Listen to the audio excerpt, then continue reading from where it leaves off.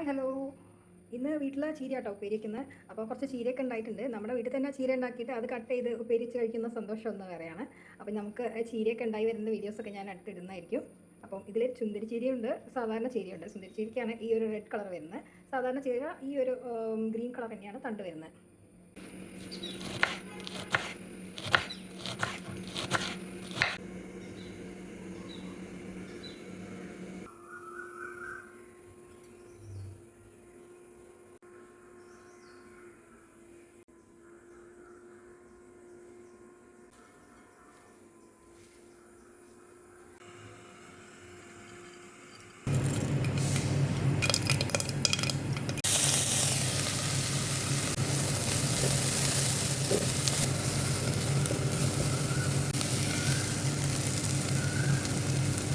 ചീര ഉപ്പേരി റെഡി ആയിട്ടുണ്ട്.